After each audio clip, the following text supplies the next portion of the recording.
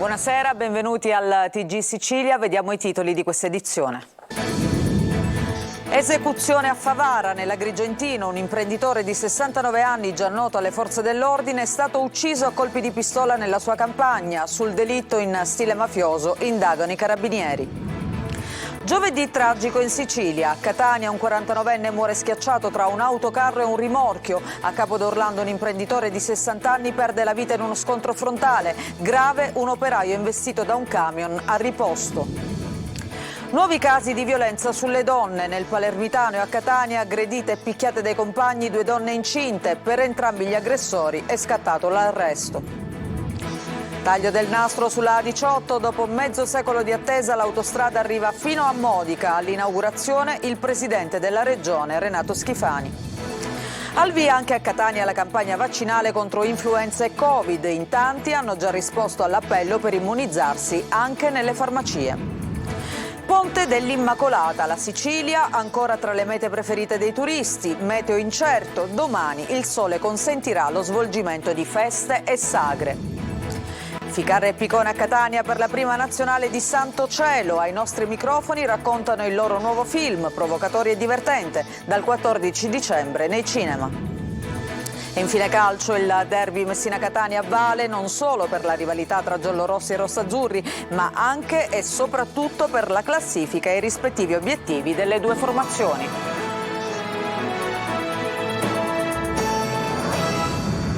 Lo avete sentito dai nostri titoli, un omicidio questa mattina a Favara, nell'Agrigentino. Un 69enne, Francesco Simone, questo era il suo nome, è stato ucciso nella sua casa di campagna mentre era intento a lavorare su un appezzamento di terreno. Al vaglio le immagini delle telecamere per verificare se hanno immortalato i killer. Davide Sardo.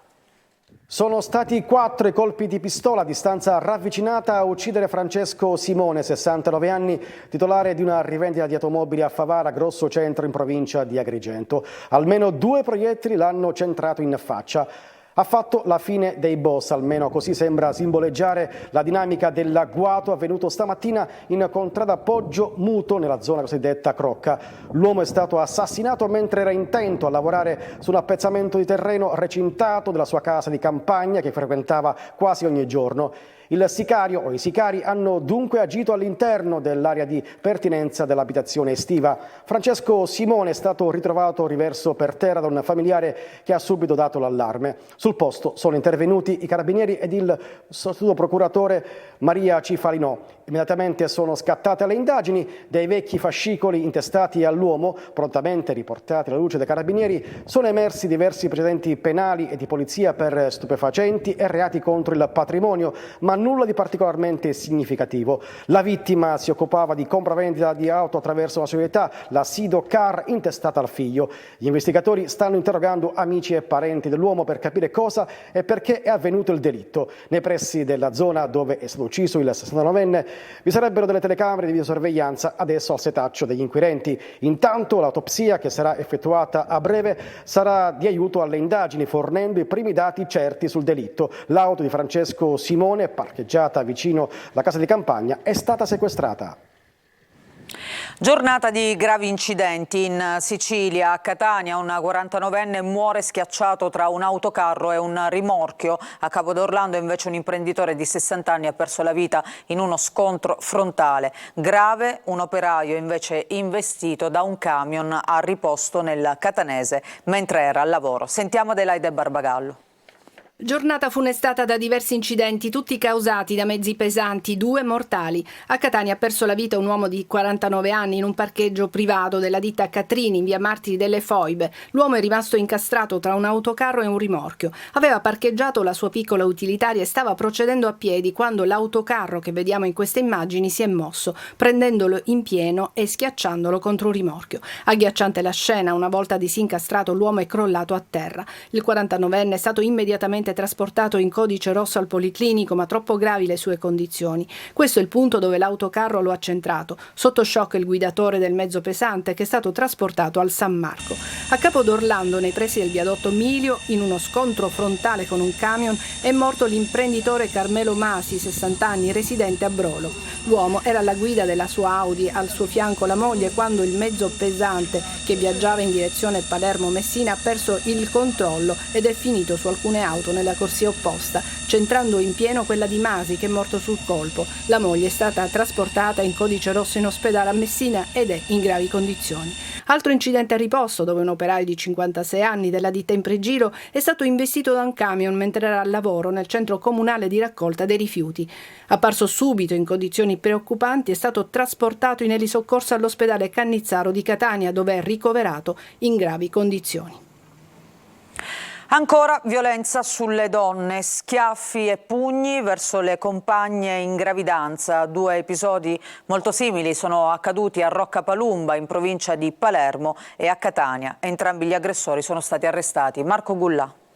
Ancora maltrattamenti, ancora violenza sulle donne, 2 storie molto simili. La prima arriva da Roccapalumba nel palermitano. Un uomo ha continuato a maltrattare la compagna in stato di gravidanza e i carabinieri della compagnia di Carafreddi lo hanno arrestato. Le indagini sono scattate dopo la drammatica richiesta di aiuto della donna di Roccapalumba alla centrale operativa. L'operatore, sentendo le urla della vittima, ha inviato d'urgenza una gazzella del radiomobile, personale sanitario. I militari hanno fornito quindi il primo intervento, soccorrendo la donna, che è stata trasportata al pronto soccorso di Termini Imerese. Per fortuna il bimbo in grembo sta bene. I militari della stazione hanno ricostruito l'aggressione e soprattutto i soprusi e le minacce subite negli anni dalla donna. L'uomo ha 46 anni. Un'altra storia di maltrattamenti verso la compagna arriva da Catania. Anche qui la donna è in gravidanza e ha raccontato tutto alla sala operativa dei carabinieri, ovvero di essere stata aggredita dall'uomo con problemi di tossicodipendenza, che era andato in escandescenza colpendola al volto con degli schiaffi.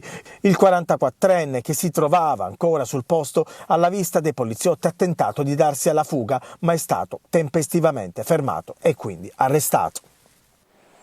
E sempre a proposito di maltrattamenti c'è una notizia: una donna è stata segregata da 2 uomini suoi connazionali e rinchiusa in casa per mesi. Una trentenne tunisina è stata soccorsa dai carabinieri della zona di via Lincoln a Palermo dopo alcune chiamate che sono arrivate al 112. Era arrivata la segnalazione di un uomo che forse all'interno di un'abitazione stava picchiando appunto una donna che urlava e chiedeva aiuto. I militari della radiomobile sono arrivati dalle parti di via Archirafi, dove hanno trovato poi la giovane donna e richiesto subito l'intervento di una ambulanza del 118.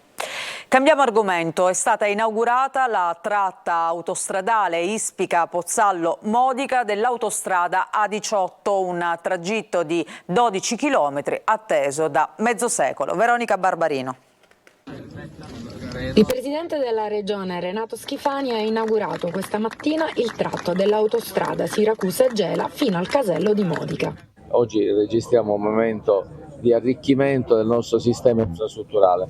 Per quanto mi riguarda, sono fortemente impegnato su quel solco di migliorare le infrastrutture stradali e ferroviarie della nostra regione. A Catania-Ragusa continuerò il lavoro ereditato di commissario, ma i lotti sono stati appaltati e i lavori stanno partendo. L'opera, con i suoi 12 km di lunghezza, completa gli 8 km messi in esercizio nell'agosto del 2021 tra Rosolini e Ispica. È una tratta che è una delle più moderne. Ci auguriamo che questa autostrada possa contribuire a dare energia e vigore all'economia di questo territorio. Un passo avanti per il completamento dell'infrastruttura. Si guarda adesso al lotto numero 9, che porterà l'autostrada fino al comune di Scicli.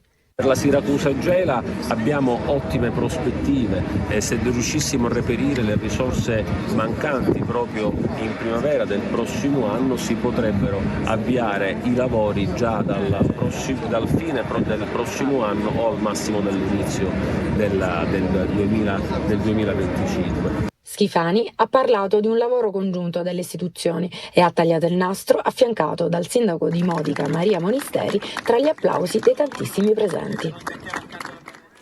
Non solo tagli alla scuola, ma tagli anche alle scuole. Saranno infatti 95 gli istituti siciliani che scompariranno il prossimo anno. L'elenco è quasi pronto, anche se c'è qualche margine di trattativa. Manlio Viola.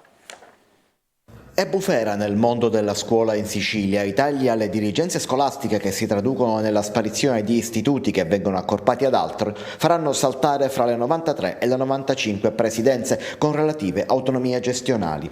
Per gli studenti non cambia nulla, se non la soppressione di nomi di istituti storici e in alcuni casi l'esigenza di fare qualche chilometro in più per andare a scuola, tranne qualche occasione particolare. Il piano non è ancora definitivo, ma manca davvero poco alla trasmissione dell'elenco ufficiale dei tagli. Entro la fine dell'anno il documento sarà completo. L'ultima lista è emersa dall'animata riunione di martedì scorso, nella quale Palermo ha recuperato 3 istituti, Siracusa ne ha perso 1 in più rispetto alle previsioni. Il quadro adesso vede le province di Palermo e Catania al vertice dei tagli, perderanno 19 istituti ciascuna, segue Messina che ne perderà 11 e Siracusa che vedrà tagliare 10 poltrone di preside nella provincia. Non si sta meglio invece in altre province come Agrigento e Trapani, più piccole, che vedono sparire 9 istituti ciascuna, 7 a Caltanissetta, 6 a Ragusa, 5 a Enna. A Catania scoppia il caso dell'accorpamento dell'aeronautico Ferrarin al Nautico Duca degli Abruzzi per far nascere il polo dei trasporti. Qui gli studenti avranno delle difficoltà. A Palermo gli istituti di Mondello e Partanna diventano una scuola sola, lo stesso per le scuole medie dei quartieri popolari. A Siracusa sollevamento popolare, ma anche del sindaco che annuncia che si metterà di traverso rispetto a questo piano. A Caltanissetta l'idea strana di accorpare le 2 scuole di San Cataldo ad altri 2 istituti del capoluogo Caltanissetta e non fra loro. Su tutto il numero complessivo che dice come la Sicilia sia pronta alle indicazioni centrali. Roma chiedeva 93 tagli, i sindacati avevano individuato soltanto 33 possibili accorpamenti. Palermo ne propone addirittura di più, 95. La battaglia sembra essere ancora alle schermaglie iniziali. A Catania al via la campagna vaccinale per influenza in oltre 50 farmacie aderenti all'iniziativa appunto di prevenzione. Sarà possibile immunizzarsi gratuitamente anche contro il Covid-19. Già avviate le prenotazioni. Sentiamo Tonino De Mana. È scattata anche nelle farmacie di Catania e provincia la campagna di vaccinazione contro influenza e Covid, una doppia opportunità resa possibile dal protocollo stilato il 6 novembre scorso tra l'assessorato regionale alla salute e Federfarma Sicilia. E sono tanti i catanesi, soprattutto anziani, a rispondere alla chiamata presentandosi o telefonando in farmacia. Il vaccino anti-influenzale viene somministrato gratuitamente nelle farmacie ai soggetti di età compresa tra i 18 e i 65 anni ed è fortemente raccomandato alle cosiddette persone a rischio. Fondamentale perché la vaccinazione permette di superare più facilmente queste eventuali patologie, quindi c'è la necessità di una protezione semplice con una vaccinazione che è molto facile da attuare. Nelle farmacie abbiamo già attivato in questi giorni la possibilità di effettuare anche la vaccinazione sia antinfluenzale che contro il Covid con i vaccini aggiornati a quest'anno. 13 di dicembre già sono prenotato per il vaccino antinfluenzale. Io sono prenotata già dal mio medico curante. Si è vaccinata per l'antinfluenzale? Sì, la settimana scorsa. E ora sto chiedendo quello del Covid. Contestualmente alla vaccinazione anti-influenzale i cittadini potranno ricevere gratuitamente anche il vaccino anti-Covid. È stato anche appurato che è possibile, quindi normalmente si fa in un braccio uno e l'altro braccio l'altra vaccinazione, quindi è anche possibile fare questo. L'elenco completo delle farmacie presso le quali vaccinarsi è possibile è sul sito aspct.it. E adesso parliamo di cybercrime. In questura a Catania è stato siglato un accordo tra la polizia e CNA. Vediamo. È stato siglato in questura a Catania un protocollo d'intesa tra la Polizia e la Confederazione Nazionale dell'Artigianato e delle Piccole e Medie Imprese per la prevenzione e il contrasto dei crimini informatici. L'accordo è stato firmato dal dirigente della Polizia Postale Sicilia Orientale Marcello Labella e dal presidente di CNA Floriana Franceschini alla presenza del questore Giuseppe Bellassai. Uno strumento di prevenzione fondamentale, come conferma Marcello Labella. Ricordiamo che solo il nostro territorio ha avuto oltre 330 attacchi di hacker alle imprese, piccole imprese. Quindi questo è un dato che non dico allarmante, che però deve puntare affinché noi abbiamo un'attenzione maggiore verso questo mondo. La Convenzione si ispira al principio di sicurezza partecipata al fine di assicurare in via sinergica ed efficiente le risorse del sistema Paese a vantaggio dell'intera collettività. Inizia il lungo ponte dell'Immacolata e la Sicilia diventa meta di tantissimi turisti. Qualcuno però storce il naso per il traffico nelle nostre strade, ma tutti rimangono colpiti dalle meraviglie. Tra i siciliani però c'è anche chi resta a casa. Francesco Aloi. Io sto partendo. Andrò in vacanza a Budapest. Pronti, partenza via. Il lungo ponte dell'Immacolata è arrivato. Un fine settimana allungato che chi può trascorre in vacanza. Grazie al ponte dell'Immacolata avevamo qualche giorno libero, quindi siamo venuti qua. Arriviamo da Monza, siamo sbarcati ieri a Catania, facciamo Siracusa, poi andiamo a Noto, Marzamini, Ragusa. Un italiano su 2 ha prenotato 2 mesi fa per un ponte che in molti trascorrono nella propria regione. Secondo i Dreams, la meta italiana preferita è Milano, seguita da Catania, Roma, Palermo e Napoli. Nelle classifiche la Sicilia non manca mai. Fortunatamente il clima è migliore rispetto al nord, dove già avevamo guanti, cappello. È praticamente impossibile guidare, a mio avviso, quindi questo è un aspetto che inquieta molto. Però la storia, la cultura, la cucina... Cucina ottima, anzi siamo qui per questo, anche tra le tante cose. Sole misto a qualche nuvola, ma con temperature basse. È il meteo previsto per questi giorni, anche se da domenica la colonnina di mercurio dovrebbe tornare a salire. La voglia di scoprire nuovi posti è tanta. La Sicilia è molto bella, è un posto meraviglioso. I like it. Non tutti però andranno in vacanza, c'è anche chi resta a casa. Non partirò e mi riposerò da questa freneticità della vita di ogni giorno. Quindi io sto a Siracusa. Arrivato il giorno dell'Immacolata, il Natale è vicinissimo. E a proposito di Natale, l'azienda metropolitana di Catania MTS promuove la mobilità sostenibile con diverse iniziative e trasporta il Natale per la città con il Christmas Cirque Bus. Sentiamo Desiree Ferlito.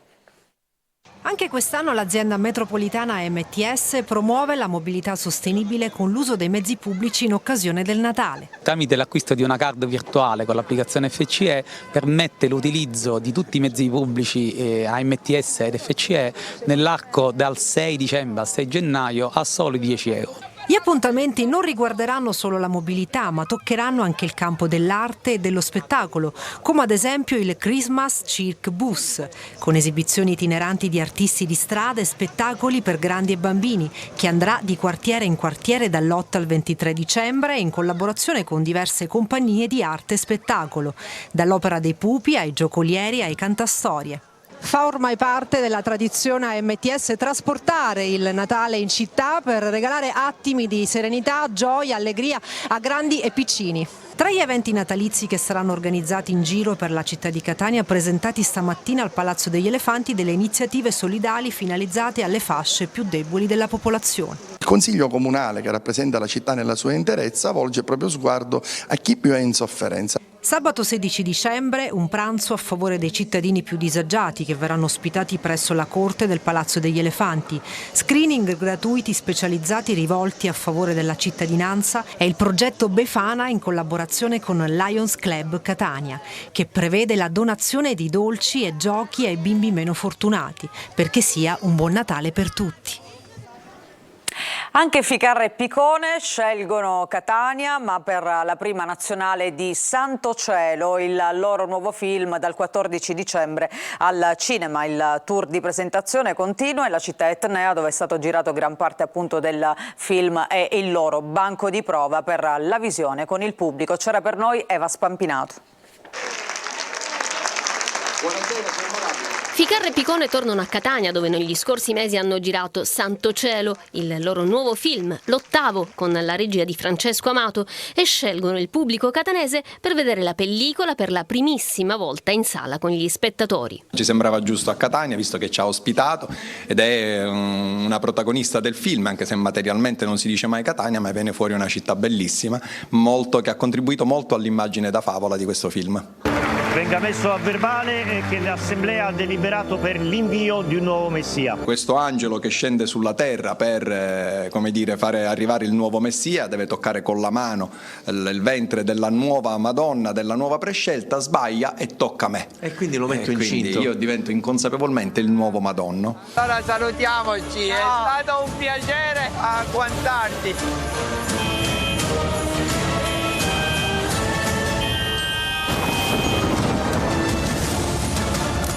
Ma quello è deficiente! Sono un professore di matematica, bigotto, maschilista e tutto, e incontrerò l'amore, proverò questa sensazione unica della gravidanza, incontrerò l'amore. Non posso aver messo incinta un maschio, è vero? Era un'idea talmente folle che ci abbiamo voluto riflettere tantissimo, però è un'idea, quella dell'uomo incinto, che ha dato lo spunto, la possibilità per parlare, come diceva Salvo, dell'amore, dell'amicizia, delle donne, perché lui è un personaggio che all'inizio del film è maschilista, ha un'idea proprio bigotta delle donne, del matrimonio, e chiaramente la maternità un po' lo cambierà. Il duo siciliano si lancia nella sfida del film di Natale, con un film ambizioso che dispensa riflessioni e risate tra sacro e profano. Provocatori sì, ma con rispetto. Si può dire che hai partorito al Garibaldi? Partorirà al Garibaldi. Chi lo sa, chi vede il film fino alla fine poi vede. Ti devo salutare perché devo andare a fare una cosa molto importante. E noi ci fermiamo per una breve pausa, tra poco la Serie C con il derby Messina-Catania, tra poco.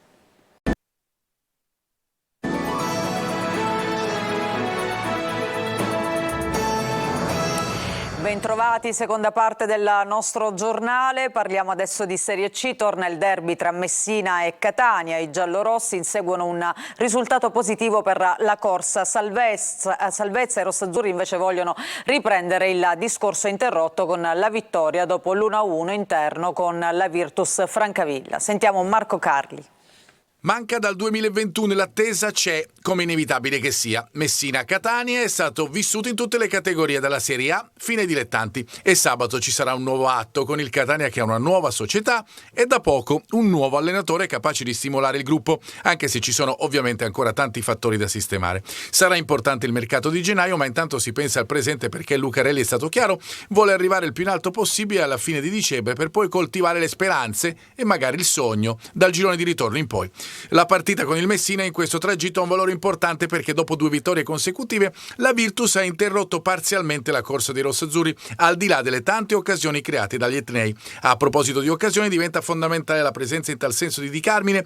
Lui vuole esserci e il tecnico ovviamente conta sul bomber. Trapela ottimismo, anche se saranno decisivi gli allenamenti di fine settimana in cui l'attaccante testerà definitivamente le sue condizioni dopo il riacutizzarsi del problema muscolare che lo aveva fermato nella partita col Monterosi.